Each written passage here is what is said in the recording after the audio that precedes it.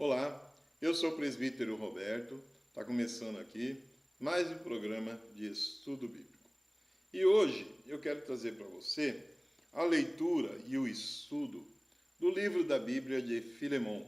Vamos estar estudando juntos este livro e eu quero apresentar para você a minha Bíblia. Eu uso aqui uma Bíblia de leitura com várias variantes, que é uma Bíblia traduzida pelo João Ferreira de Almeida, com muitas referências e variantes. E é daqui e de outras leituras, que eu não vou citar o nome dos livros agora neste momento, que eu trago para vocês todo o conhecimento, além daquele que vem de Deus, para estar junto com vocês, estudando a cada uma das partes desta carta de Filemon. Mas antes, porém, eu lhe peço, fique aí com a vinheta do programa e eu já volto.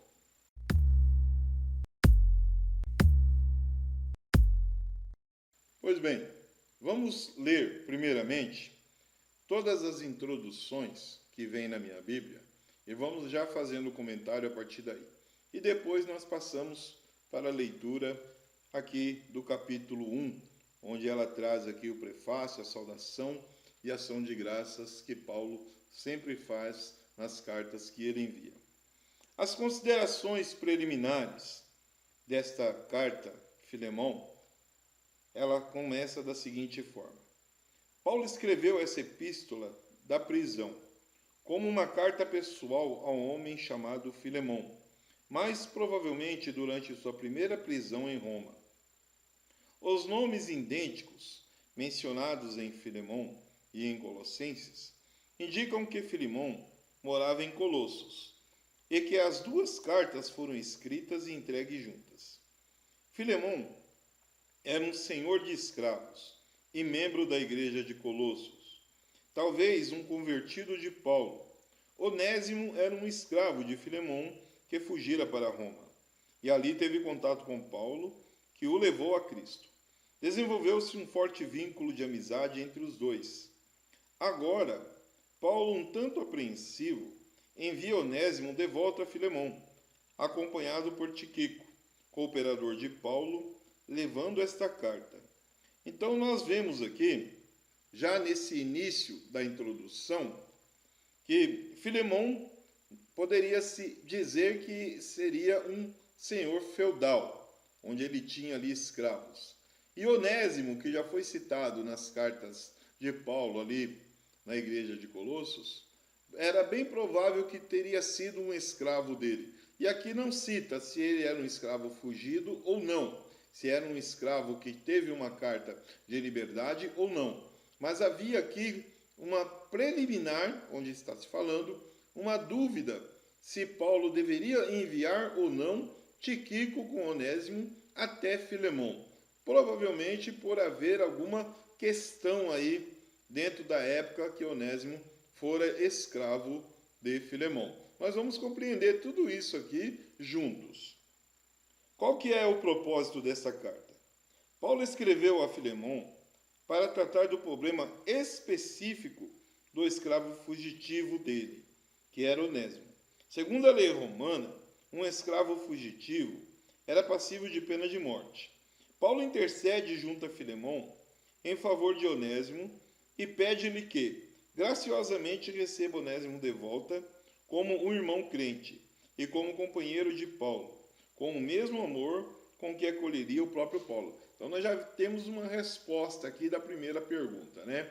Onésimo, ele sim foi escravo de Filemon, ele fugiu ali da presença dos trabalhos do Senhor ali, que era Filemon, mas Paulo agora, vendo que não estava correto aquela situação, sabendo que ele era um escravo fugitivo, ele diz para Filemon receber Onésimo, receber Tíquico, e que também pudesse ali conceder a ele o perdão desta fuga, pois havia todas essas questões ali do amor ao próximo e de perdoar.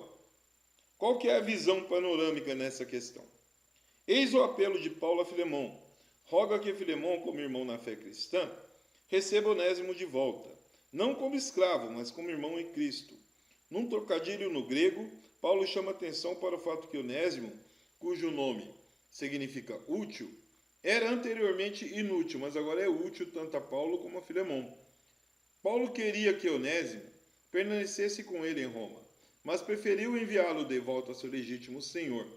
Paulo oferece-se para pagar a dívida de Onésimo e relembra a Filemão que esse deve sua vida ao apóstolo. A carta termina com saudações de alguns dos cooperadores de Paulo em Roma e com uma bênção. Então nós vemos aqui a questão até de generosidade e também de afinco de Paulo com Onésimo. Pois Onésimo havia salvado a vida de Paulo em uma determinada situação. E como Paulo conhecia a história de Onésimo e sabia de onde ele veio, então ele pede para Onésimo, olha, vou te enviar de volta a Filemão. Onésimo com certeza deve ter ficado receoso, deve ter ficado preocupado e falado com Paulo, Paulo, se eu voltar, eu vou ser morto, porque a lei romana diz que um escravo não pode fugir, e eu tive essa oportunidade e fugi. Agora ele vai me matar. E Paulo lembra ele que Filemão agora era um homem de Deus, que havia aceitado a Cristo. Então, nesta questão, a pessoa que hoje é cristã, ela tem que saber perdoar, independente de qualquer erro que o outro converteu a ele. Então, Filemão teria que, dentro daquilo que Paulo estava pregando a eles, conceder o perdão, aceitar Onésimo de volta, e Paulo chega a fazer uma oferta. Tiquico, chegando lá, faça uma oferta para comprar a liberdade, para pagar os danos, pagar as perdas que Onésimo possa ter deixado com Filemão. Pois se ele não perdoá-lo de bom grado, que aceite pelo menos esta questão financeira. Olha como foi todas essas questões levantadas por Paulo para que Onésimo confiasse na decisão que ele havia tomado. Vamos ver as características. 3 características principais acham-se nessa epístola. Essa é a mais breve de todas as epístolas de Paulo, mais do que qualquer outra parte do Novo Testamento. Ela ilustra como Paulo e a igreja primitiva tratavam dos problemas da escravidão no Império Romano. Ao invés de atacá-la diretamente ou de instigar rebelião armada, Paulo expôs princípios cristãos que eliminavam a severidade da escravidão romana e que finalmente levavam à sua abolição total no meio da cristandade.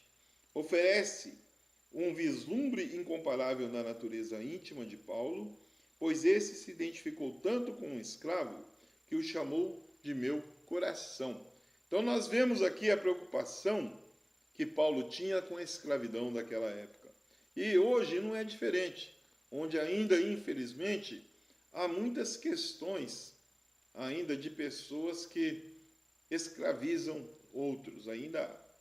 Então vamos iniciar aqui a leitura e o estudo. Eu gosto sempre de ler desde o início. Então vamos ver aqui as considerações e saudações.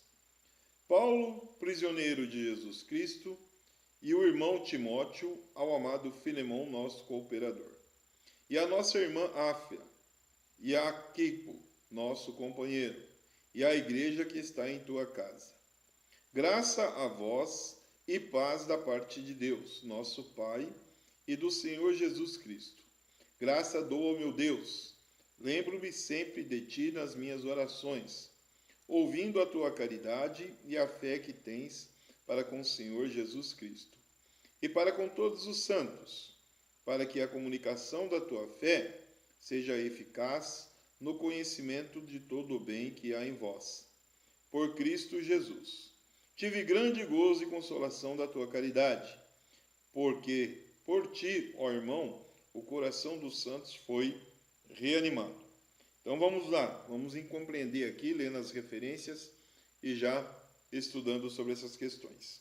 Quando Paulo diz que ele é prisioneiro de Jesus Cristo, Paulo escreve esta carta a Filemão durante o seu período de 2 anos de encarceramento em Roma.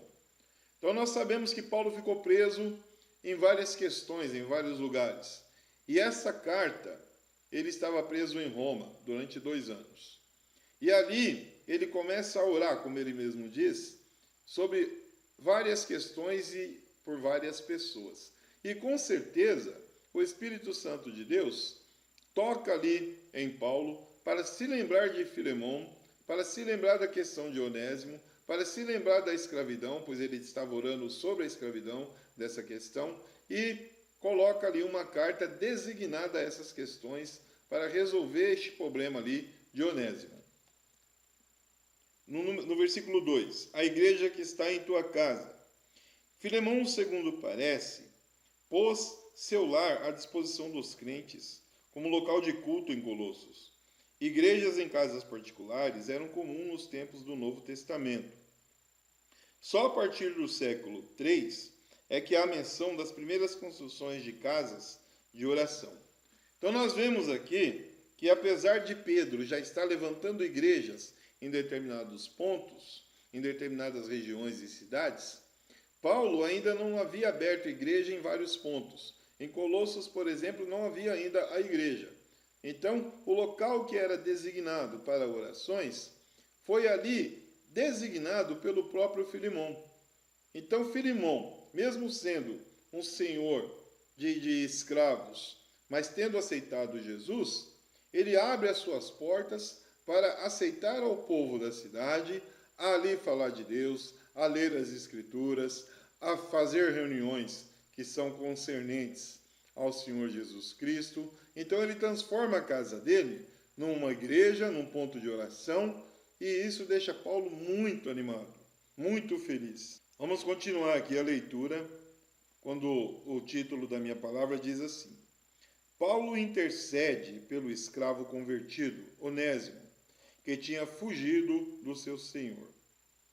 Pelo que ainda que tenho em Cristo grande confiança para te mandar o que te convém, todavia peço-te antes, por caridade, sendo eu tal como sou, Paulo, o velho e também agora prisioneiro de Jesus Cristo. Peço-te pelo meu filho, Onésimo, que gerei pelas minhas prisões. Vamos dar uma parada aqui no número 10, no versículo 10, para compreender um pouquinho sobre essa questão. Onésimo, um escravo pertencente a Filemão, tinha fugido, e é possível que tivesse levado consigo alguns bens do seu senhor. Não se sabe como ele chegou a Roma, teve contato com Paulo e se converteu a Cristo, mediante o ministério do apóstolo. Paulo escreve agora esta carta, pedindo a Filemão que aceite Onésimo de volta com bondade, amor e perdão. Então você percebe aqui que esta carta, direcionada a Filemão, ele inicia da seguinte forma. Ele cita aqui pela confiança que ele tem em nosso Senhor Jesus Cristo, pela oração que ele fez, e Jesus, pelo intermédio do Espírito Santo, com certeza avisa Paulo para entrar em contato com Filemão, mesmo sabedor ali, Paulo, que Onésimo era um escravo, para fazer com que Filemão começasse a compreender e entender que se ele estava ali à frente de um ministério, no caso, ali ele seria o sacerdote da casa, já que ele cedia ali o local para a oração. Ele tinha que dar umas palavras, ele tinha que atender as pessoas, então, entre aspas, ele era o sacerdote daquele local. E ele, como sacerdote, tem que ser exemplo. E como ele seria o exemplo ali? Sabendo aceitar as pessoas de volta para o seu lar e perdoar.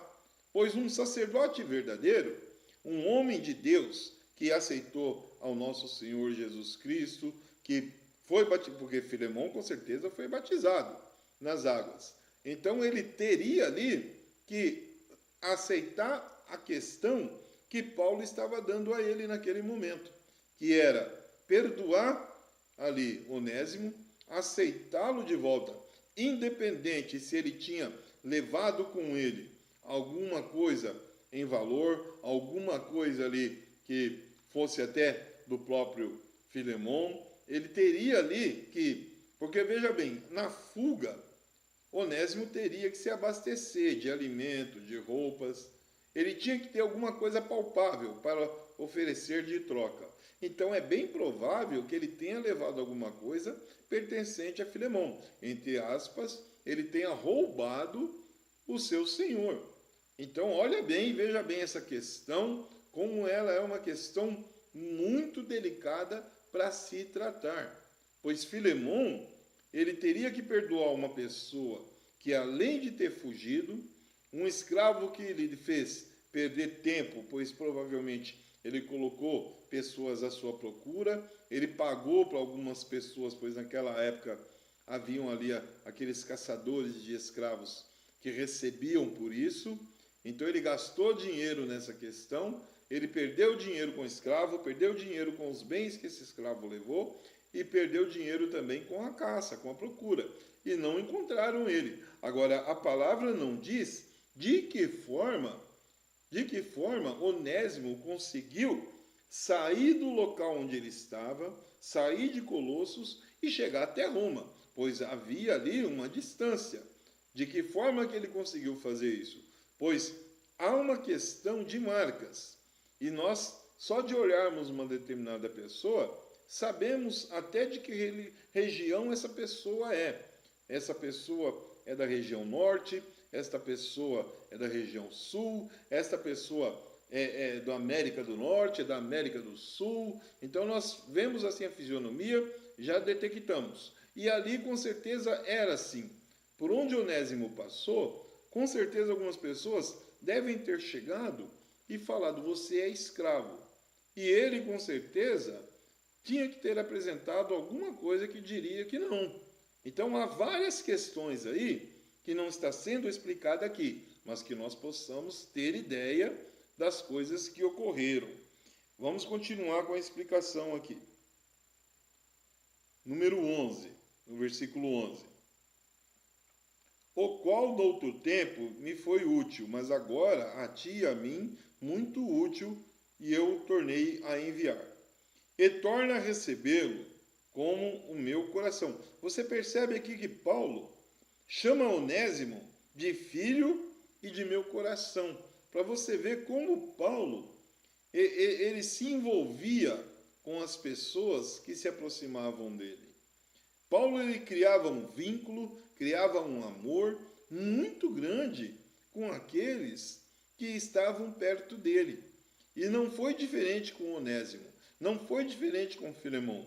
Você pode prestar atenção em todas as cartas enviadas de Paulo, que ele cita aqui várias pessoas, não somente homens, como também mulheres, pois a afinidade que Paulo passa a ter com essas pessoas, ela condiz com a mudança do temperamento dele, com a mudança do gênio dele, pois nós sabemos que anteriormente ele era Saulo, um perseguidor, um matador de pessoas que falavam de Cristo.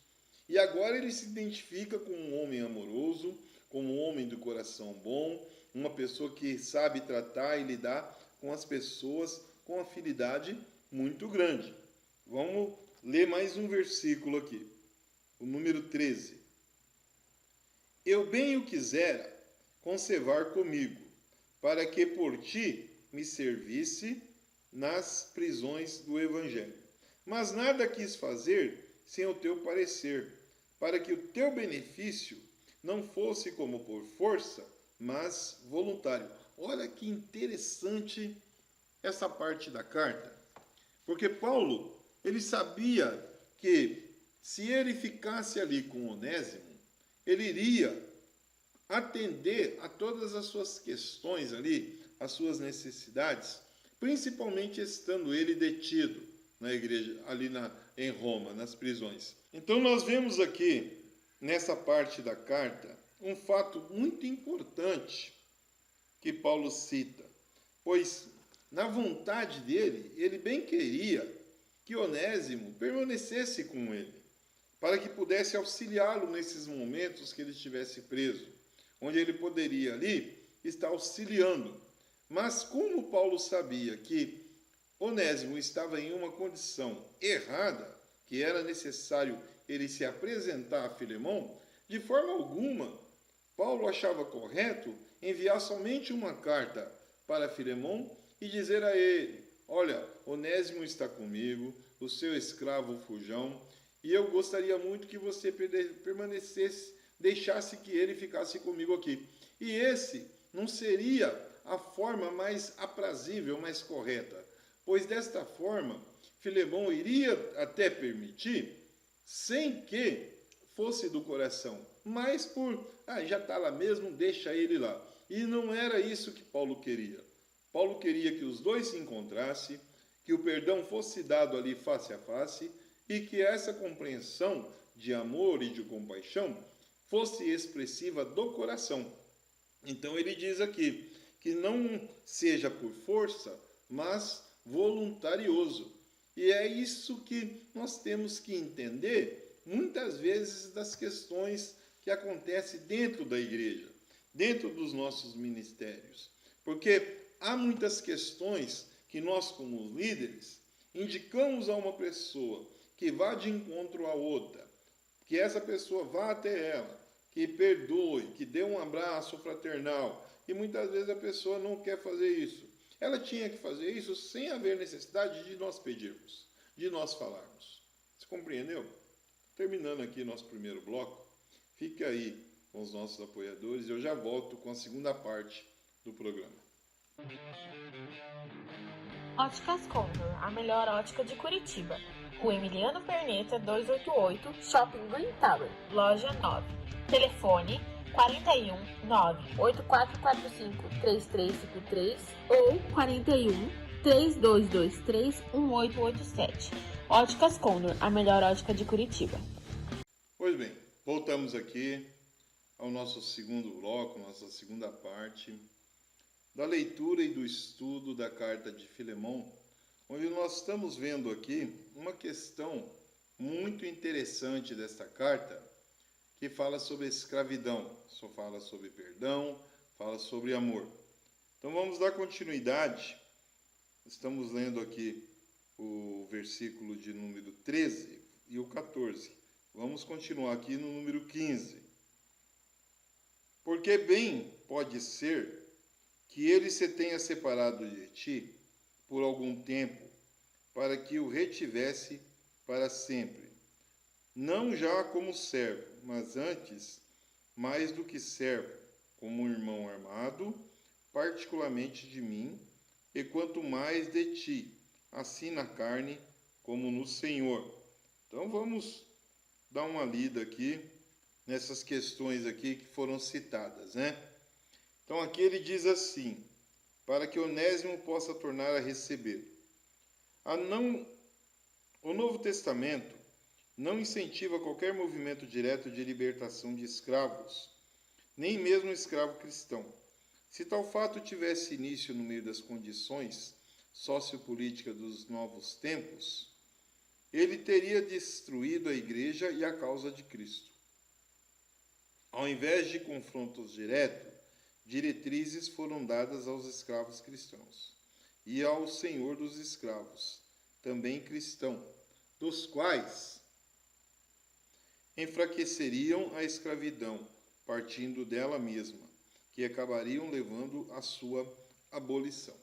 Então nós vemos que essa questão de escravidão aqui, no Novo Testamento, ela foi muito bem colocada, principalmente nessa questão de colocar ali os escravos contra os seus senhores para forçar uma liberdade. Isso iria enfraquecer as igrejas ou até destruí-las. E não era essa a intenção de nenhum daqueles que eram líderes naquela época e nem na de hoje. Pois nós, como líderes, não podemos interferir numa vontade de Deus, na vontade do nosso Senhor Jesus Cristo, de tocar o coração de uma pessoa por intermédio da palavra e ela fazer o bem. Você não pode forçar uma pessoa pela carne, mas sim pela palavra, e o Espírito Santo irá agir nela. Você compreendeu? Seria a mesma coisa hoje de uma pessoa que está no mundo das drogas, um traficante, um líder de quadrilha, um homem ou uma mulher que se prostitui, uma pessoa que aplica golpes, Você não, de forma alguma, você vai chegar nesta pessoa e dizer para ela que ela tem a obrigação de parar com aquilo que está fazendo, que está errado, sendo que você está fazendo isso forçado. Você tem que orientar a pessoa, falar com ela que esse não é o caminho, mostrar para ela que o amor, primeiramente, junto com o perdão, ele tem que ser aplicado e sendo junto, os dois andando juntos, sendo essa pessoa agora condicionada à fé cristã, acreditando em Cristo, fazendo o bem. Aí ela irá o quê? Mudar o seu estilo de vida. E é isso que Paulo diz aqui. Nada forçado chegará para que você possa ter uma salvação. Não adianta eu querer sair daqui, da onde eu estou, ir até um local onde nós chamamos outra de boca de fumo, onde tem pontos de droga, onde há os recintos ali, onde tanto homens como mulheres se prostituem, e querer forçadamente a mostrar para essas pessoas que elas devem seguir a Cristo. Não é esse o fundamento. Não é essa a questão que nós temos que aplicar. Nós temos que aplicar primeiro e mostrar a eles o caminho, que Jesus é o quê? A verdade, o caminho e a vida. E com isso a salvação. E é este ponto que Paulo está tocando aqui, nessa questão com Filemão e com Onésimo nessa questão. Que Filemão tem que saber perdoar, tem que saber amar, já que ele agora é uma outra pessoa. E Onésimo a mesma coisa. Porque por mais que Filemão tenha que liberar perdão, Onésimo também tem. Pois a Bíblia não fala o que Onésimo passou nos seus tempos de escravidão. A Bíblia não diz o quanto ele sofreu, porque nós sabemos que um escravo, ele comete falhas, ele comete deslizes, pois ele é um ser humano como nós somos. Se nós erramos, o escravo também erra. E quando o escravo erra o mínimo que for, ele será punido. Então Onésimo, provavelmente, a Bíblia não cita os motivos que ele fugiu, ele foi muito ali judiado, ele foi muito ali perseguido, ele foi muito ali açoitado pelo seu senhor, que era Filemão, ou então por umas pessoas que estavam em cargos de tomar conta. Então nós temos que compreender e entender que há uma série de coisas aqui que não está sendo falada, mas que levaram a esta fuga. Pois de forma alguma Onésimo iria se arriscar tanto para fugir se ele fosse muito bem tratado ali. Então houve uma mudança de Filemão a partir do momento que ele aceitou Jesus. Vamos entender agora quando ele diz da questão de permitir que Onésimo ficasse com ele, mas não por força, mas sim voluntariamente. Onésimo deveria ser liberto se ele assim o desejasse. A ética e o amor, preceituados no Evangelho de Cristo, assim o exigem. Mesmo assim, Paulo não o declara diretamente. Ele queria que Filemão, bem como todos os demais senhores de escravos, fizessem-no voluntariamente. Então nós vemos aqui que Paulo, ao citar todas essas questões na carta de Filemão, havia até uma esperança que, se esse caso ele se abre em um leque entre outros senhores que tinham escravos, se esse caso de Filemão com Onésimo chegasse aos ouvidos de outras pessoas que passaram ou que passavam pelas mesmas situações e que agora estivessem detidos, ou que pudessem voltar com seus senhores, tivessem o mesmo perdão, que ali iria abrir um leque e abrir ali uma situação onde vários senhores que também aceitaram a Cristo tivessem Filemão como exemplo e Onésimo também como exemplo. Então você vê que essa questão aqui, ela iria se abranger, ela iria se abrir um leque, ela iria transformar regiões e regiões com senhores ali que tinham escravos que haviam fugido. Deu para você compreender aqui, onde exemplo aqui poderia mudar uma situação? Porque já foi falado aqui no primeiro bloco. De forma alguma, Paulo gostaria que isso ocorresse para que os escravos se unissem e se debandassem. Isso ficaria uma situação constrangente para a igreja e os seguidores de Cristo. E não era essa a intenção.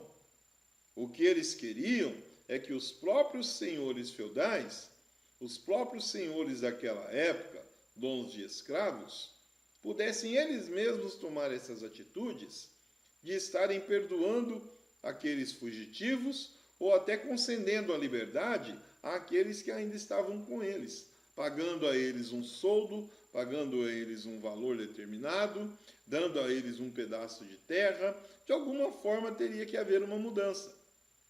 E é isso que Paulo estava agora tentando fazer com que desse corretamente. E ele chega a citar aqui Onésimo, não somente como meu coração, mas como irmão amado. Vamos compreender aqui. A escravidão não pode existir entre crentes que conhecem a verdade da fraternidade cristã.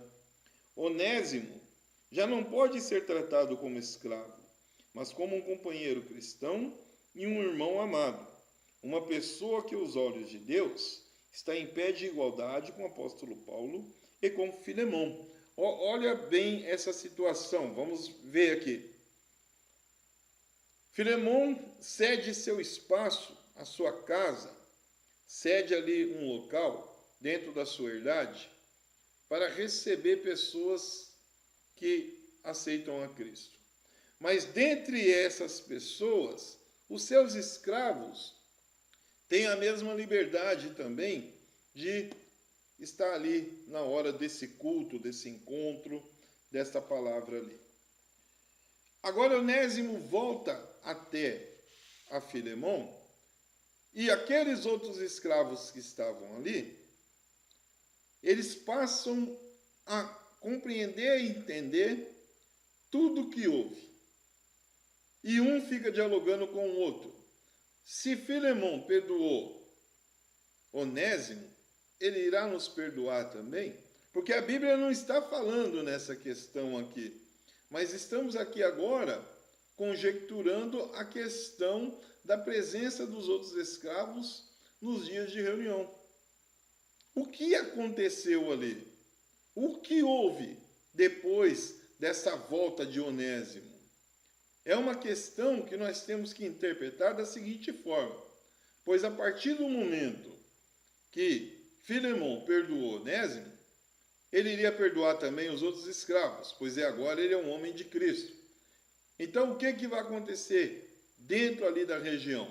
Muitos iriam achar que ele estava ficando louco, pois ele cede a todos os seus escravos a liberdade, ele passa a pagar a seus escravos um determinado valor, para que eles possam continuar a trabalhar.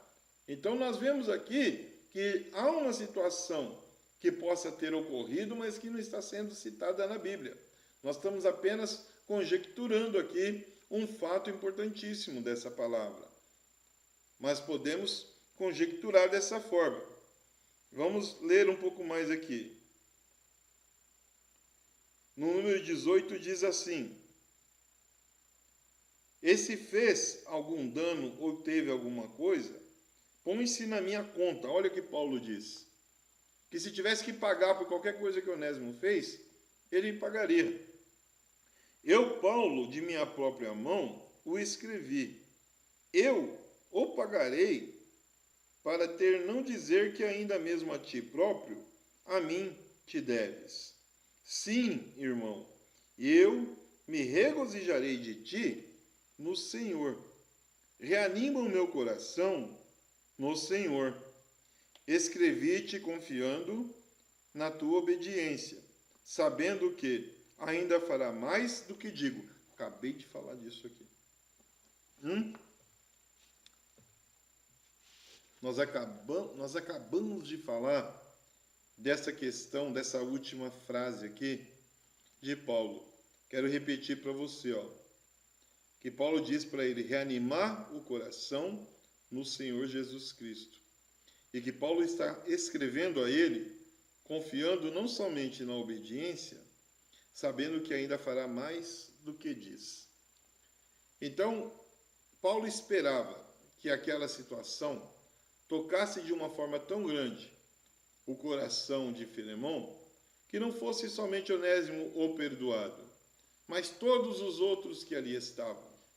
Iria haver uma mudança enorme, uma mudança grandiosa dentro daquele lugar, e iria se espalhar para todos os cantos. E é isso que eu digo para você, quando você faz uma coisa boa, quando você está fazendo uma obra maravilhosa, ela vai chegar aos ouvidos das pessoas.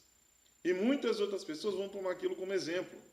E acredito eu que Filemão, como senhor de escravos, ele possa ter se levantado ali uma questão muito importante e libertado muitos escravos. Não que ele não tenha libertado todos, mas alguns com certeza ele tenha feito. Os mais velhos, por exemplo, pessoas de idade já avançada, que já estavam enfermos, que havia mais nem condições de estar trabalhando. Eu acredito que ele tenha feito isso sim, porque nós temos que entender e compreender, quando há uma pessoa em Cristo Jesus, muda a situação. A pessoa muda seu pensamento, muda seu coração. E eu acredito que Filemão tenha feito isso. Eu acredito porque hoje nós temos uma série de pessoas que mudam o seu jeito. Algumas pessoas vão chamar ele de louco, vão chamar de maluco, mas vai acontecer essa mudança. Então vamos ler aqui as considerações finais, saudações dessa carta de Filemão. Aqui o meu título diz assim, a partir do versículo 21. Comunicações particulares e saudações. E juntamente prepara-me também pousada, porque espero que pelas vossas orações vos hei de ser concedido. Saúda-te, Epáfras, meu companheiro de prisão por Cristo Jesus. Marcos, Aristarco, Demas e Lucas, meus cooperadores. A graça do nosso Senhor Jesus Cristo seja com o vosso espírito. Amém. Então você vê aqui, nessa consideração final, que Paulo, ele tinha uma plena certeza que ele seria liberto de Roma e que ele iria visitar ali Filemão, que ele iria pessoalmente agradecer a Filemão, não somente pelo trato dado à questão de Onésimo, mas outras questões, porque Paulo chegando ali, ele iria ver as mudanças que houve. Ele iria ver que outras pessoas tiveram ali um tratamento diferenciado por Filemão após essa carta e essa questão com Onésimo. Então Paulo, ele diz, separa aí um lugarzinho para mim que eu estou chegando aí. Separa aí um cantinho que eu estou me aproximando. Olha só a confiança de Paulo, que ele ainda seria solto. Está terminando aqui o nosso segundo bloco. Fica aí com os nossos apoiadores e eu já volto para que nós possamos concluir essa carta de Filemão. Óticas Condor, a melhor ótica de Curitiba. Rua Emiliano Perneta, 288, Shopping Green Tower, Loja 9. Telefone 41 98445 3353 ou 41 3223 1887. Óticas Condor, a melhor ótica de Curitiba.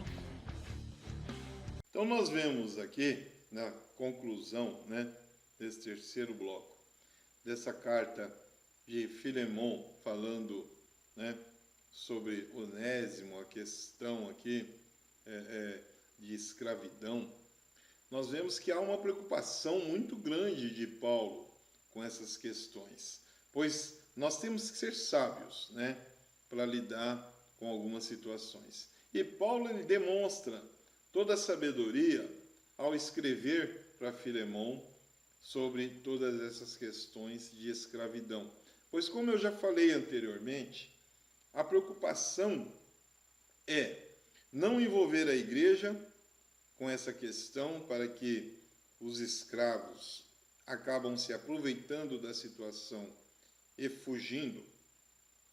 Muitos de seus lares, dos seus senhores, onde a igreja ali, todo o trabalho de levantamento que Cristo havia permitido com seus apóstolos para levantar a igreja, fosse ali destruído. Então é uma questão muito delicada lidar com essa situação. E nós, como líderes, nós convivemos com situações delicadas dentro dos nossos ministérios. Vêm até nós muitas questões que nós temos que ter cuidado, principalmente nos tempos de hoje. Naquela época foi essa questão de escravidão. Mas hoje nós temos uma determinada infinidade de questões que são ligadas à igreja, ao ministério, que nós temos que tomar muito cuidado para falar com as pessoas. Então nós temos questões dentro da igreja com os jovens, onde formam-se panelinhas, onde alguns jovens escolhem até determinados lugares para sentar durante o culto, onde se um outro jovem que chegou há pouco tempo ou não tem afinidade com eles, como alguns outros têm, senta num determinado lugar, eles retiram essa pessoa, muitas vezes com delicadeza, mas em outras vezes colocando ali, uma outra forma mais ríspida, dizendo que o lugar é deles, pois querem se sentar todos juntos no mesmo lugar, onde as cadeiras ali não têm nome.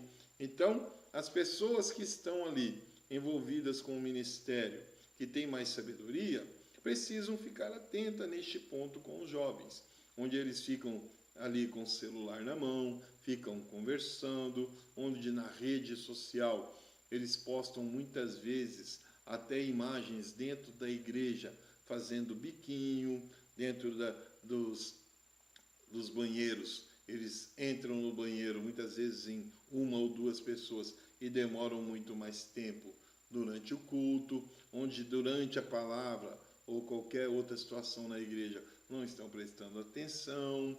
E isso eu estou citando só os jovens, mas nós temos também a questão, das crianças, onde em alguns ministérios eu tenho visto que alguns líderes permitem que as crianças façam o que querem dentro da igreja. E não é bem assim. Por que eu digo isso? Porque há algumas mães, alguns pais, que deixam de vir às igrejas, deixam de vir aos cultos, dizendo que a criança não para, que ela é imperativa, que ela não deixa prestar atenção no culto. Mas nós temos que entender, pai e mãe, que está ouvindo, que a igreja, ela pertence a Deus. E a criança, ela irá mudar com o tempo, esse seu jeito, essa sua forma. Mas ela tem que ser educada em sua casa para chegar na igreja e ela ter a mesma educação. Se na sua casa ela toma toda essa liberdade, na igreja ela vai fazer também. Onde nós temos algumas crianças que não param dentro da igreja, mas não causam tumulto, elas não tiram a atenção. Mas já outras crianças que têm o acesso até ao púlpito, que sobem no altar, descem do altar, aí outra pessoa que chega com uma outra criança, vendo fazer isso, elas vão tomar a mesma atitude. Aí já não tem mais a decência dentro da hora do culto. E nós temos que tomar cuidado sobre isso ao falar com o pai e com a mãe, para que essa pessoa possa compreender, deve entender. Porque há crianças que fazem isso no seu ministério, mas quando vai visitar uma outra igreja, ela não tem a mesma atitude, porque ela sabe que está errado. Ela faz isso na sua casa, entre aspas, mas na casa dos outros ela é obediente. Então, se ela pode obedecer na casa de outra pessoa, na igreja de outro ministério, ela pode obedecer na sua casa também. Casais, vem uma determinada situações sobre casais, de marido, de esposa, que quer tomar uma decisão, que quer fazer tal coisa. Então chega uma série de coisas para nós. E nós temos que ter sabedoria, temos que saber falar, temos que visitar, nós como líderes, visitar as casas, tanto de casais mais novos, que estão começando um relacionamento agora e não têm experiência, para orientá-los da forma correta, para que não se percam em determinadas situações do dia a dia, pois a falta de experiência faz com um relacionamento muito novo acaba se perdendo. Nós temos que tomar cuidado ao chamar um jovem, um casal jovem, para um determinado cargo de liderança. Aqui, por exemplo, no nosso ministério, nós não temos departamentos já por este motivo. Nós não temos aqui departamento de jovens, não temos departamento de criança, não temos departamento das mulheres, círculo de oração. Nós não temos isso. Por qual motivo? Se você coloca um jovem hoje como líder de célula para atender outro jovem, você precisa dar atenção a esse jovem nas questões das dúvidas que ele vai ter junto com os outros casais para poder conversar. São da mesma idade, da mesma faixa, mas precisam de orientação, pois não têm a mesma habilidade, não têm a mesma abrangência, né, de vida para poder orientar as pessoas. São situações que ele não tenha passado ainda, que serão apresentadas a ele. Então é necessário você dar atenção. Agora, se você é um líder que coloca o jovem como líder para tomar conta de outros casais, para orientar outros casais, e esse casal não tem estrutura, você vai começar a colocar essa pessoa em alguns problemas. E esse casal pode até ter problemas no seu relacionamento e se separar. Você vai ser culpado por isso, você que é líder, tá? Outra situação que nós temos, as questões de cargos, onde você coloca determinadas pessoas dentro da igreja para ungir como diácono, para ungir como presbítero, como diaconisa, como missionário, como missionária, evangelista. Temos que ter muito tato, porque Paulo deixa bem claro como devemos escolher todas essas coisas. Então, quando Paulo dá essa carta aqui para Filemon, e ele deixa essa questão aqui da escravidão, ele já abre um leque, ele já abrange uma questão muito grande. E é isso que nós temos que compreender, que esta carta ela abrange uma série de situações. Ela não é diretamente a escravidão, mas ela pode se envolver dentro de uma área global, dentro do ministério, com uma série de questões que temos que avaliar, onde podemos aproveitar essa questão, porque a maior coisa que é dita ali é: se Filemon aceitou Cristo, se Filemon abriu as portas do seu território, da sua casa, separou um espaço ali para ter culto, se Filemon está ali mudado em cima do altar, lá fora ele tem que ser também a mesma pessoa. Então, no altar você é uma pessoa, lá fora você é a mesma. Não pode ser diferente. Deu para você compreender como é que funciona aqui toda essa situação? E eu quero estar orando por você neste momento, que é líder e tem passado por algumas situações que não sabe como resolver, ou você que quer ser líder e tem várias questões já na sua mente preocupadas, ou você que perdoou, mas ainda não consegue abraçar a pessoa que você perdoou. Esse perdão não foi ele totalmente, né, liberado. Eu peço a você que antes de iniciar a oração, está aparecendo aí para você a nossa rede social. Nos siga, faça seu comentário, deixe aí qualquer uma pergunta que você queira fazer, pois no podcast eu faço isso. E também lhe peço que você possa nos auxiliar nesse ministério, nos auxiliar neste programa, nos auxiliar nessa caminhada que nós temos. Precisamos da ajuda de todos. Está aparecendo para você o meu Pix pessoal. E muitas vezes a pessoa tem dúvida. Ah, mas é Pix seu? Não tem da igreja? Não tem. Eu não tenho porque a igreja aqui ela tem 4 meses. Nós ainda não registramos. Nós não temos CNPJ. Não temos conta em nenhum banco. Então é necessário termos mais membros primeiro para ter aqui os membros relacionados, para ter uma ata e assim termos também o CNPJ e abrir uma conta na igreja. Então, se você puder nos auxiliar com algum valor, independente do valor que você puder nos auxiliar, vai nos ajudar a manter esse programa no ar, a fazer os trabalhos que nós temos dentro da igreja, a alcançar famílias e pessoas que necessitam de ajuda. Qualquer valor que você puder nos enviar será de bom grado. Deus irá te recompensar grandiosamente, desde que você esteja fazendo de coração, como Paulo citou para Filemão. Não possa ser feito de forma alguma ali por força, mas de coração. E eu quero orar por você neste momento.